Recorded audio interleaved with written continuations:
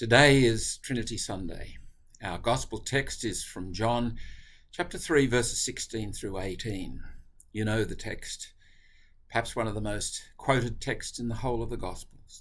God so loved the world, he gave his only Son. I'd like to reflect a little bit on the nature of love as we celebrate the Trinity, because central to this dogma of the Trinity is our belief that God is a community of love, eternal love and loving. It is our destiny to share that life of the Trinitarian God, to be part of the eternal loving, the being loved. I'm mindful, however, as I begin this reflection, that there's probably no other concept that's received more attention than love, and no other concept that's less understood. St. Paul had a pretty good description of it, I think, in his letter to the Corinthians, 1 Corinthians chapter 13. He says, love is patient, love is kind, love is never rude, never boastful or arrogant. It does not rejoice in wrongdoing, but rejoices in the truth. It bears all things. But note well, when Paul describes love, he actually talks of other things, patience, etc. And perhaps more importantly, he talks about what love is not. Love is not arrogant. It's not rude. It doesn't rejoice in wrongdoing. Sooner or later, we all like to express our love, say something about love. And one of the experiences, if we pay attention, is that our words fall far short of what we intend. It's embarrassing, actually. And if it's not embarrassing, we're probably not aware of what we're saying and what we're trying to say. It is that very embarrassment, that falling short, that inadequacy of language that is a moment potentially of enlightenment. Love is a mystery. In our Christian tradition, it is most powerfully symbolized in the cross.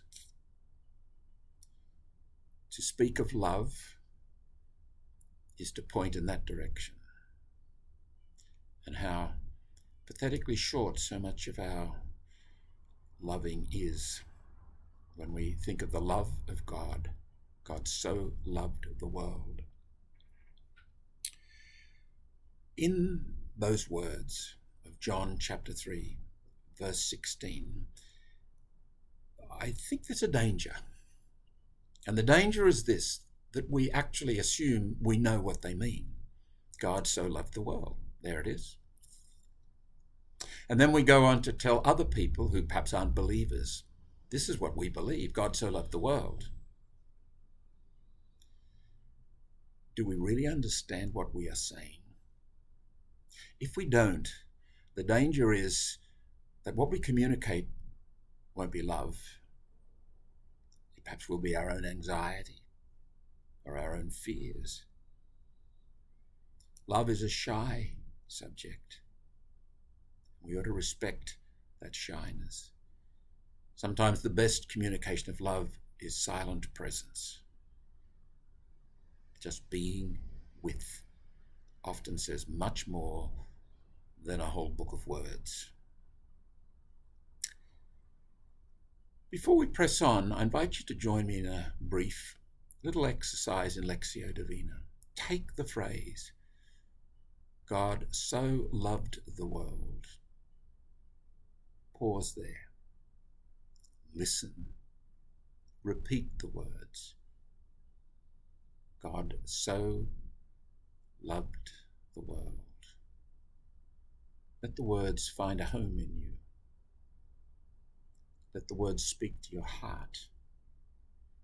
Let the words take you into silence. Let the words bring you in contact with the Lord himself, the one who is there. God enfleshed on Calvary. God so loved the world. Potentially, this is a moment of encounter where, in seeking to understand love, we come face to face with the Lord himself. He is the embodiment of love. Perhaps St. Paul had this in mind when he wrote at the end of that hymn of love in 1 Corinthians, "We know only in part, and we prophesy only in part. But when the complete comes, the partial will come to an end. When I was a child, I spoke like a child, I thought like a child, I reasoned like a child. When I became an adult, I put an end to childish ways. For now we see in a mirror, dimly,